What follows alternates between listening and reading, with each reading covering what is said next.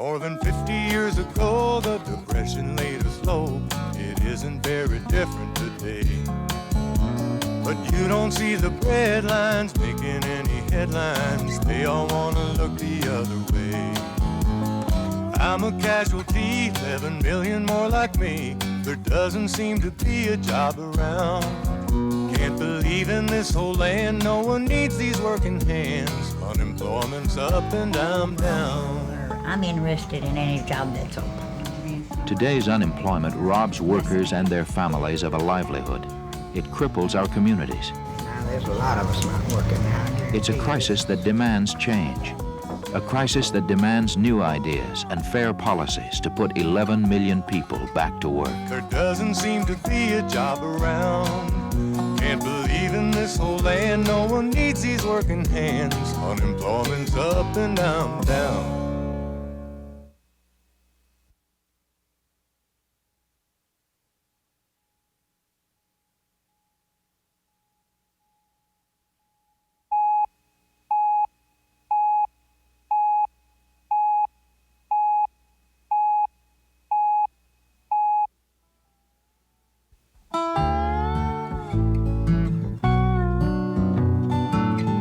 Many Americans can still recall the grim faces of the Great Depression. It was a troubled time we thought we'd left behind. We were wrong. What we used to call breadlines, this year we call food banks. 11 million unemployed Americans today face the same old problems in this new depression. What about food, shelter, work? What about my kids? This food bank, set up by a union, means survival. Pick out 6 drawers of baby food over there. Yet, families can come here only once a month. I'm glad places like this are here, you know. What is this, our second time? Third time? Had to. Oh, them checks are running out, you know. And I'm not, she's scared about it. I'm not scared about it. What can you do? What do you do when it runs out? I don't know. In desperation and hope, thousands are on the interstates today, heading for the promise of the Sunbelt. But these modern migrants find places like Houston hold no more real promise for them than Detroit. Here they are greeted by the same long lines, because 500,000 people, natives as well as newcomers, are looking for work in Texas too. Any kind of work, even the lowest paying job. Yes, ma'am. That's my home number. You're not working there. Now, there's a lot of us not working now. I guarantee you this is rough on us.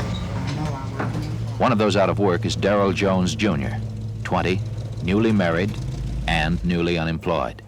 He and his wife have had to move back in with his folks. His father can remember when things were different. I came down here 15 years ago, and there was a lot of jobs in Houston. That's the main reason I came to Houston, because I knew I could find a job here. And for the last 15 years, you could. I mean, they have jobs here that if you couldn't find a job in Houston, buddy, you just hang it up. You couldn't find a job. You wasn't looking for a job. You didn't want to work. And now it's not that way. This wasn't something that came slowly. This was just all of a sudden it stopped, you know, and so something caused it. When they started talking about the layoff, I didn't think it'd affect me, but I was out the gate. They just told me goodbye. He got hit with the first layoff, and they've been forced to move in with us, and they're newlyweds, and it's rough. Darrell's mother is concerned with one person in trouble, but here the full scope of the crisis becomes clear.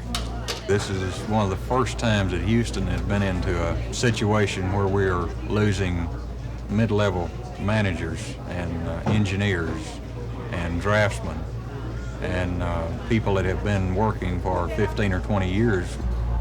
Using microfilm, the skilled as well as the unskilled search for jobs. But this modern system doesn't work at all if there's nothing listed for you up there on the screen.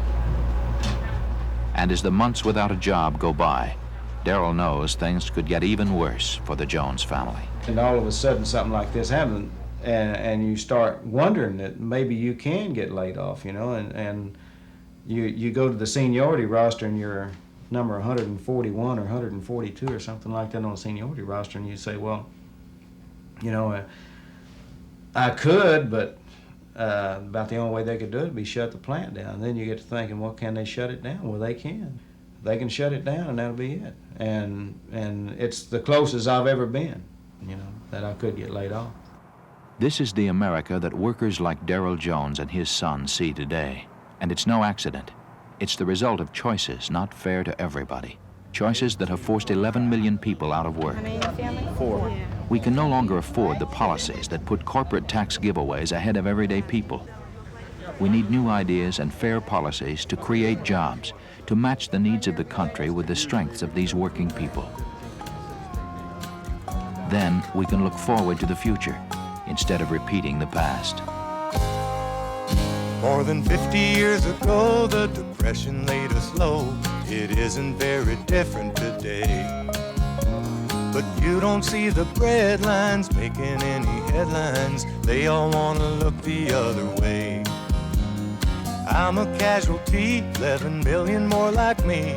There doesn't seem to be a job around. Can't believe in this whole land, no one needs these working hands. Unemployment's up and I'm down. When unemployment is pushed down, all America will be up.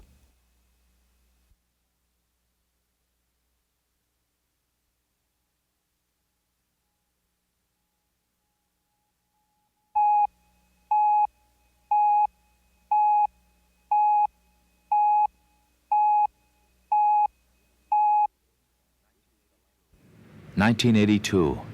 This is the landscape of America. 30,000 companies will fail and close this year, just as in the Great Depression. 11 million Americans will be out of work. 4. We can no longer afford policies that favor the already rich over everyday people. America needs new ideas and fair policies to create jobs, to match the needs of the country with the strengths of its working people. When unemployment is pushed down, all America will be up.